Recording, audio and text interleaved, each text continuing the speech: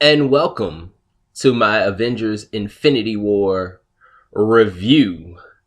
I saw Avengers Infinity War yesterday. My God, I needed a cigarette after that movie, man. That movie fucked with my nerves like real bad, man. Real bad. That movie, I was like, oh my God, I can't take it. My heart, please. Oh, wow. But this is what I'm gonna do. I had to wait. I had to wait.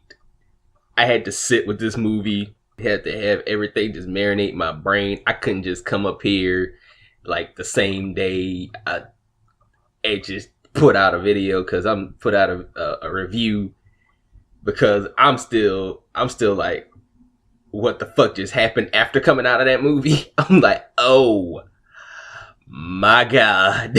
But let's get into the review. This is what I'm gonna do. Instead of like making a non-spoiler review and then a spoiler review, I'm gonna put them both into one. The first part of this video is gonna be non-spoilers. I'm just gonna talk about how I felt about the movie and what I thought about the movie and blah blah blah blah. And then second part of the video, I'm just gonna spoil the fuck out of it. Really, I'm just gonna spoil the fuck out of this movie. And if you haven't seen the movie yet, I'm gonna tell you when I'm gonna spoil some parts. I'm gonna tell you when I spoiled the movie. It's gonna be in the second half of it. It's gonna be in the. Listen to me closely now. Listen to me closely, because I'm only gonna tell you guys once. The spoilers are going to be in the second half of this video. I will tell you when the spoiler talk is about to happen. So listen closely. If you haven't seen Avengers Infinity War yet, turn it off. Turn it off at that. Just I don't want to hear no more. I'm doing this because I assumed enough people saw it Friday, and then you might catch it, and then like you probably went to go see it today, and you'll catch it on the rebound. You'll catch a review on the rebound. So I'm just assuming that.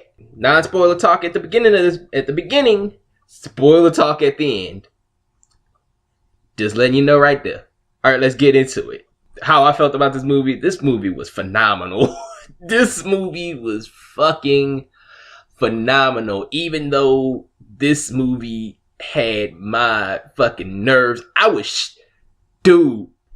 Even thinking about this movie right now is giving me goosebumps, and I'm shaking right now. like as I speak, thinking about this movie makes me shake. I was shaking in the theater the whole fucking time watching this movie. Like, this movie had me on the edge of my seat from beginning to end. From beginning to end, this movie had me. I didn't look away. I wasn't distracted by shit. And like, for a Marvel movie to do that to me is saying something. I mean, like, I love all the Marvel movies, most of them. There's some that are kind of like, okay. And like, with Marvel, it's like the dud movies that they do just get pushed to the side. You know, like, nobody talks about Incredible Hulk. Nobody talks about Thor: The Dark World. Nobody talks about Iron Man 3 or Iron Man 2, which I didn't think Iron Man 2 was that bad, personally. I didn't think Iron Man 2 was that bad, but a lot of people think it's the fucking worst movie on earth, but I didn't think it was that bad. A lot of people don't talk about Guardians of the Galaxy Volume 2. That's kind of in there, but it's like every movie... It's like every dud movie that Marvel does, they just push it to the fucking wayside and forget that it happened. Like, Marvel has that luxury. But anyway, like I say, I love all the Marvel movies. I love most of the Marvel movies. But like, this is the first Marvel movie that had me shaking. Like, I'm nervous watching this movie. I'm probably gonna go see it again. I'm probably gonna go see it a second time. My wife hasn't seen it yet. I'm probably gonna take her to go see it. But this movie, like, and the second time, I'm probably not going to be as nervous because I know what the fuck happens. So I could just watch it and be, I already knew what happens. You know, like, I know what's going to happen here. So the second time I can be calm, relaxed, just enjoy the movie. But this first time, I was tense. I was stressed the fuck out watching this movie. Stressed out. just shaking, just oh my god, because this movie had me feeling like no one is safe. This is the first Marvel movie that had me feeling like that. This is the first Marvel movie that had me feeling like nobody ain't safe in this film. Like this is some high stakes, brother. You know, this is some high fucking stakes. And that's how I felt. I was like, no one is safe, and I'm just waiting for the other shoe to drop. You know, I'm just waiting for the other shoe to drop. I'm just like, when are the high stakes gonna happen? When is the terror and the bloodshed gonna happen? It could happen at any moment. It could happen at any fucking moment. Let me tell you some of the things I like about this movie. I like the character interaction in this movie. All the characters meshed well. When you think about Guardians of the Galaxy meet the Avengers, how's that gonna happen? And it happens smoothly. It was like, and that was the thing I was shocked about. I was just like, with the Guardians, I was like, will the Guardians come to Earth and the Avengers? Because we've been trying to speculate this movie since Guardians of the Galaxy came out, you know. And because when Avengers came out, you're like, oh my god, what's Thanos gonna do? But when they added Guardians of the Galaxy and they say, oh yeah, the Guardians are gonna meet the Avengers, like how the fuck is that gonna happen? And it just happens. It happens really smoothly, and the Avengers are not fazed by this at all. The Avengers are not fazed by this shit at all. Like, this whole alien, I guess the Avengers wouldn't be fazed by that because they fought aliens in the first. Avengers film. So like they fought the Jatari, and I guess they were fazed by that. I'm trying to think back to the first Avengers film and think about that. I'm like, I don't think they were fazed by the Chitauri either. They were just like, let's go to work and kick some ass. That's the thing that shocked the fuck out of me, how no one is shocked by the Guardians, no one's shocked by Thanos, no one's shocked by the Black Order, no one shocked by those little like alien xenomorph looking things. I know they got a name. I know those things got a name, and I can't think of the name, but I know they got a name. Like nobody's shocked by this. They just jump into action, you know. Because even like some people that are like even like more grounded characters. Because I feel like Black Widow's a grounded character. I feel like War Machine is a grounded character. I feel like Falcon's a grounded character. Cap is a grounded character. A lot of the Avengers are grounded characters. You know, I feel like who else is a grounded character? Black Panther. Black Panther ain't Black Panther's not fucking fazed by this shit at all. It was like I feel like Black Panther's a grounded character. He wasn't fazed. Black Panther probably has the most grounded movie in reality in the MCU, you know, except for the spaceships and shit. But like I'm talking about the subject matter. With the subject matter of Black Panther, he probably has the most grounded subject matter movie in the MCU. And you just because like you coming off a couple of months of him dealing with Killmonger, you know, who's a fucking homicidal maniac who wants to kill Whitey. You know, like that movie is very Afrocentric. You know, that movie is very Afrocentric. To him jumping into a movie where he gotta fight aliens, you know, you jumping into this like just like 2 months after that, and he ain't fazed by this shit at all. Okoye, otherwise, Okoye is the only one in this movie that's fazed by this shit, you know. But like the whole time this is happening, she's like, "What the fuck is going on?" But she's the only one that's like, "What? Huh? Aliens? What the fuck?" Like, I love Okoye throughout this whole movie. But what am I saying? But like I said, character interaction, they just transition so smoothly into that. Another thing I like about this movie, I love how this movie can switch from a humorous tone to a dark tone at the drop of a hat. It can just do that. It just switches. It's like one time, it's like 1 minute you're laughing, and sometimes in the same fucking scene. Sometimes in the same scene, it could be humorous, and then it just gets serious and dark, just like that. You know, there's a certain scene in here where it's like, oh, they're cracking jokes, and then it's like, yo, this just got dark. It was like, yo, this just got dark. It was like, ha ha ha ha ha, hey, whoa, huh? What? I'm not laughing anymore. This is serious. Yeah, it will turn from a drop of it, because I felt like this movie wasn't gonna have any humor at all. It has tons of humor, and then it has tons of darkness too. This movie will get dark. This movie gets dark quick. This movie gets dark quick, real quick, and I love how they could do that. And this is not the first time Marvel's been dark. Everybody's talking about, oh, I didn't think, because I'm looking at other people's shit and people talking about, oh, I didn't think that Marvel could pull off a dark movie. I didn't think they could do it. I was like, there's parts of certain Marvel movies that are dark, like Winter Soldier. There's parts of Winter Soldier that are dark as fuck. There's parts of Black Panther that are dark as fuck. There's parts of there's another movie I was thinking about, and I can't really think about it off the top of my head. But there's parts of Guardians Volume 2 that get dark. There's god damn, I'm trying to think of all these other movies. I think those are like the three main ones I could think of. It's Spider-Man Homecoming. For how much people think that Spider-Man Homecoming is just this fucking teen comedy, there's parts in that movie that get dark. You're like, yo, I'm like, I don't think this is funny, but there's parts of that movie that get dark. But yeah, man, like, don't be like, oh, I didn't think that Marvel and Disney could pull it off. They've done it before. And like, there's a scene in Captain America Winter Soldier that I don't think kids should even see. I'm like, there's kids seeing this movie. There's a scene in that movie, I was like, that one of the villains commits like a very heinous act in that movie, and I'm like, yo, that was pretty dark. But anyway, like, they could pull the shit off. They could do the shit. It's good. This is a Thanos movie.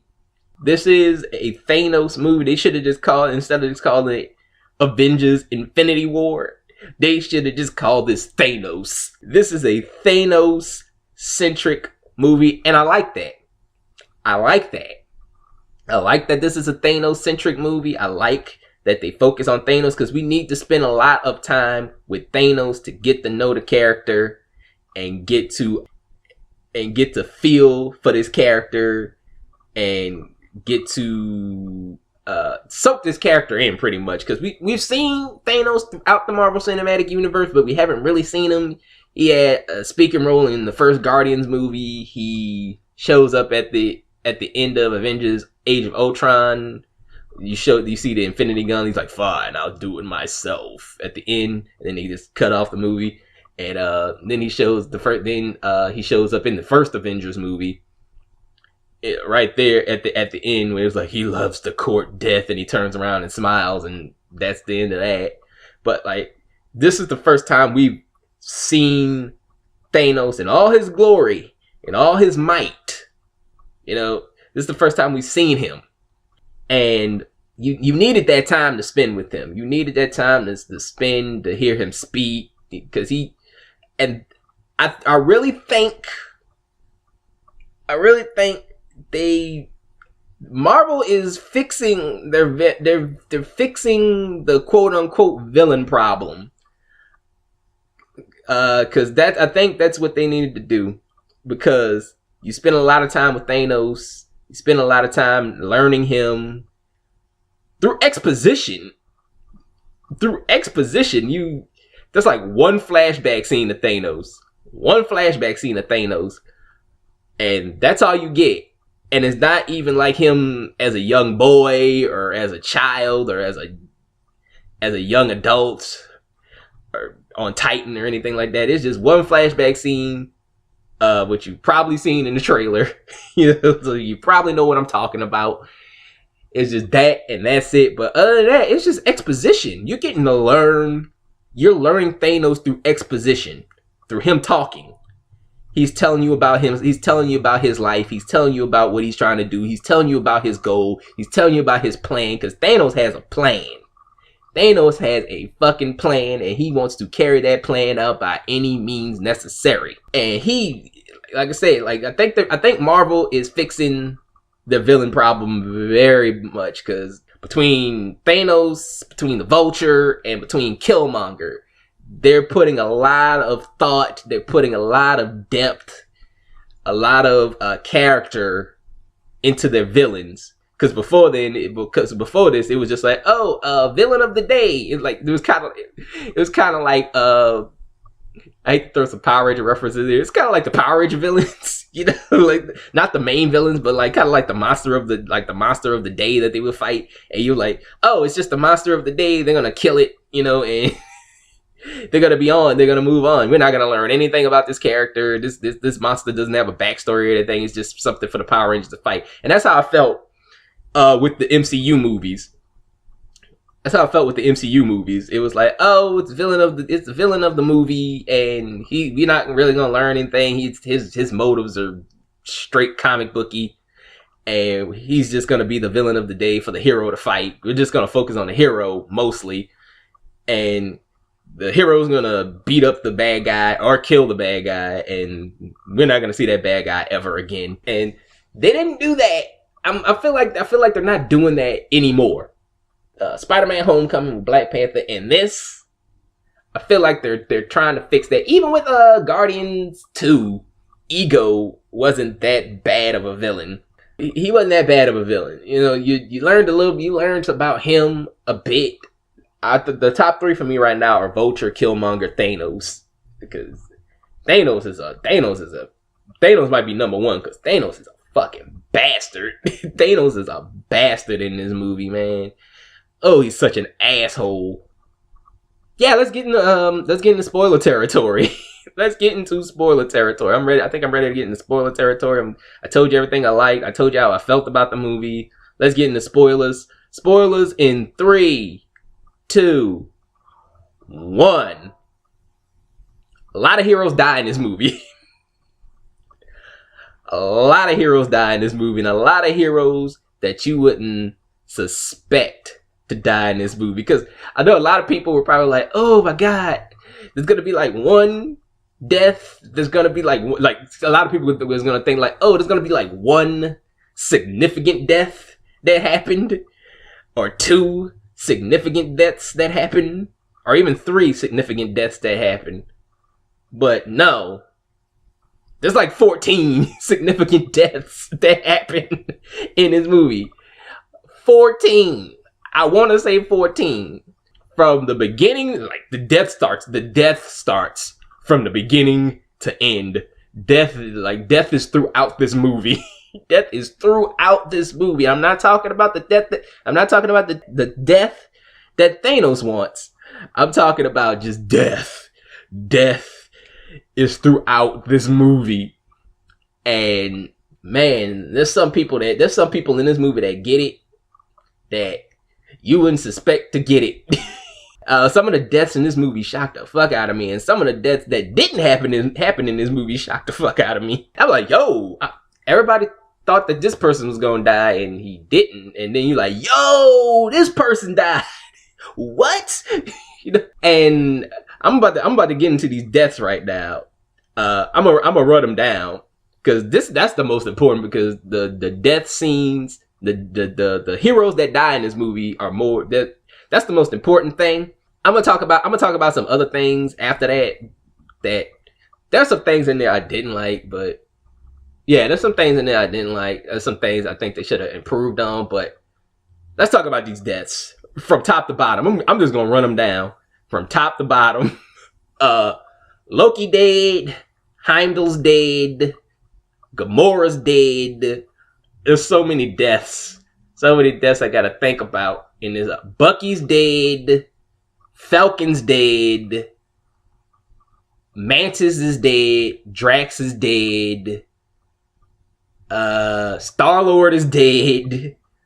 Groot is dead. Vision is dead. Scarlet Witch is dead.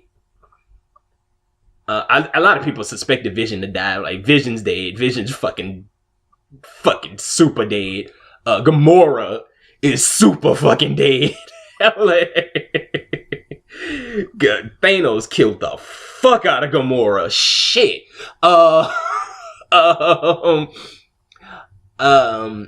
Vision is super dead. Who else is fucking dead? God damn. Doctor Strange is dead. I'm trying to get to the most important ones last, because these two deaths like shocked the fuck. Doctor Strange's death was just so anticlimactic too, because like it was just like he just came to terms with his death. It was like Doctor Strange was just looking like, I've come to terms with my death, and he just fucking died. And who else died? Shit, somebody else died. I guess I'll just get to the two most important deaths. The two most shocking deaths. Black Panther and Spider-Man died. Yes. Black Panther and Spider-Man are dead. Shocked the fuck out. Spider-Man's death was so sad. So fucking sad, because he was begging for his life and pleading for his life. Poor kid, man. Poor fucking kid. It was just, he was like, no, I don't want to die. No. Oh, Spider-Man died. Black Panther died, which shocked the fuck out of me, because the way they set it up, it didn't look like he was about to die. And then it was like, and then he just pulled that shit on you. There was some people in the theater was like, oh, what? So, if you got swept up in Black Panther fever, and I simply can't wait for the people that went to go see Black Panther, and Black Panther is the only movie that they ever seen in the MCU. You know who I'm talking about. It's the only movie that they saw in the MCU, and they saw the trailers for Avengers Infinity War, which were very Black Panther centric. And I'm going to tell you right now, if you already seen this movie, you already know this. I'm in spoiler territory, because Black Panther's only in this movie for like 14 minutes. Tops. 14 minutes.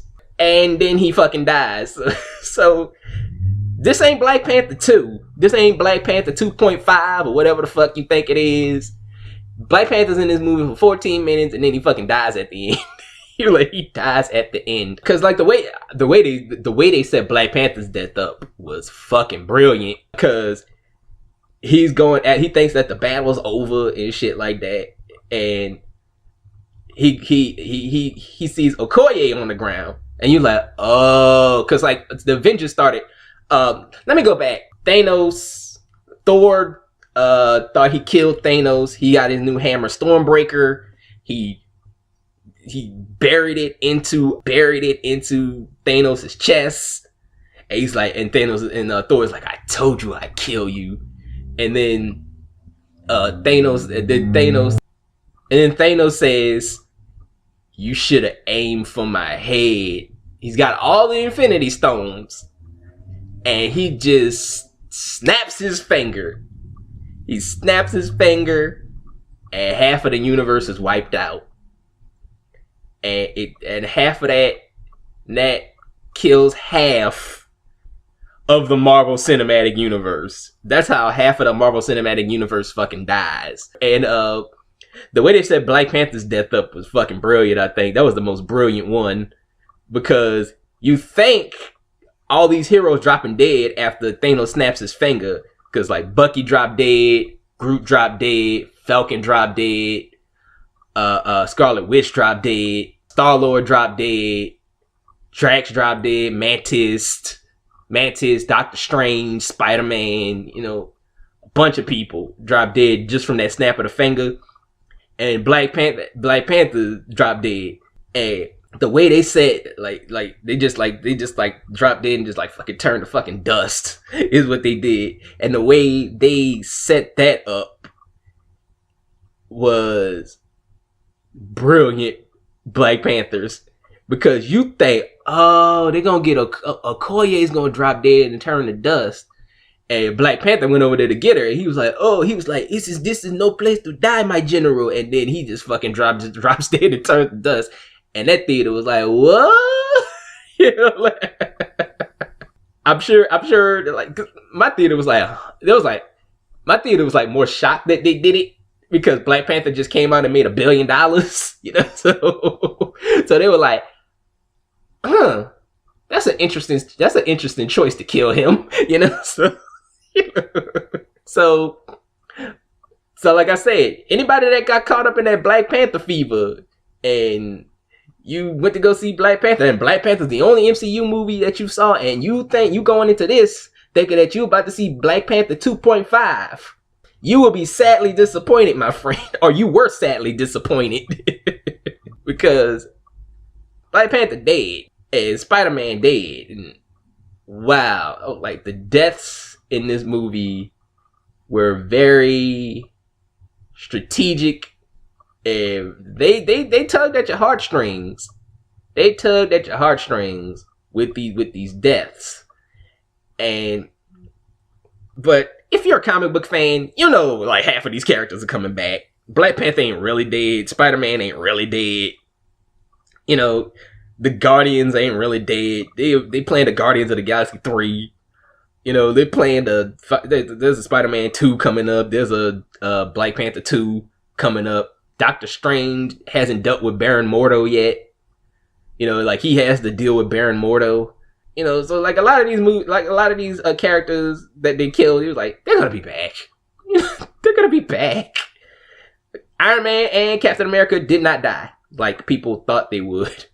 There are a lot of final deaths in this movie though. Like I said, like a lot of the people that dropped from the snap of the finger probably come back. Oh, Maria Hill and Nick Fury also dropped dead from the snap too. They were in New York, I believe, when it happened, and like they saw everybody dropping dead, and then like they fucking dropped dead too. And then Nick Fury was signaling for Captain Marvel. Like he had like a beeper, like it was like an intergalactic beeper or some shit like that. And he pushed that shit, and Captain Marvel's symbol came up. So Captain Marvel's coming in the next movie. What else? I'm trying to think. But yeah, everybody that dropped dead from the snap of the finger probably coming back. They're probably gonna find a way to reverse that shit or something. Everybody that died before the snap, I think they're really fucking dead. Loki, Heimdall. I think that's like only 4 people that died before the snap. Loki, Heimdall. There's a lot of people like who gives a fuck about Heimdall? But like, there's a lot of people that kind of feel that way. Like, who gives a shit about Heimdall? Yeah, Loki, Heimdall, Gamora, and Vision. Those are final deaths. And Shuri got thrown out of a window by Corvus Glaive, and nobody knows where the fuck Shuri is. Shuri is missing in action. So we gotta find Shuri. Shuri's on a milk carton somewhere. Nobody knows where the fuck she is. But overall, thought it was a good film. That ending was dark as shit. There's some things I thought they lacked on. I thought we should have had a little bit more Drax Thanos interaction since Thanos killed his family. They allude to it once and they never talk about it again. Like, other than that, Drax is just being a goofball. And I think they missed a big opportunity.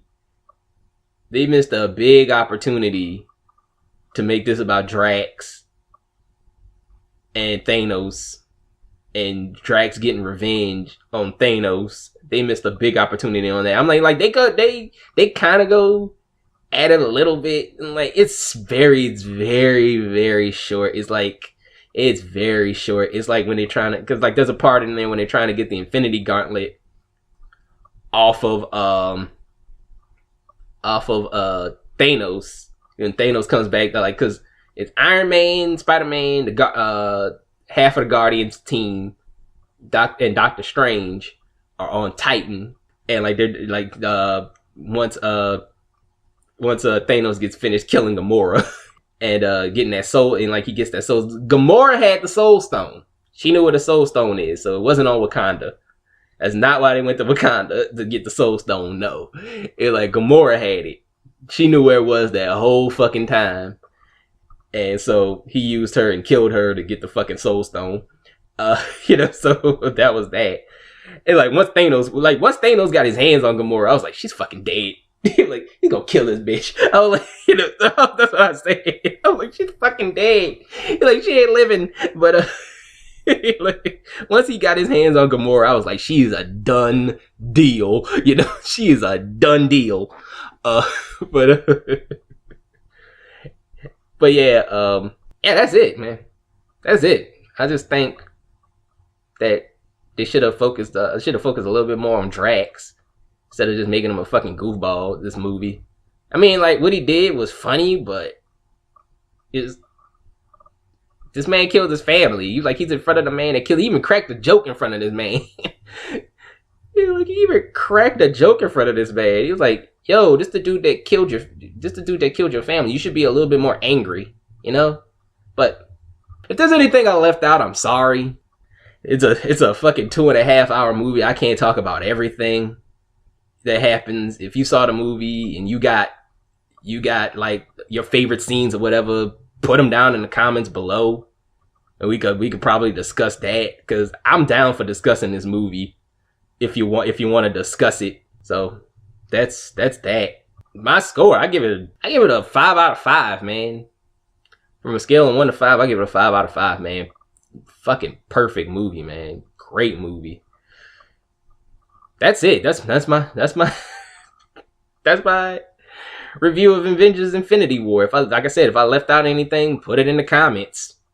We can talk about it in the comments. I'm down for talking about it in the comments below. That's that. Be sure to check out my other content on this channel.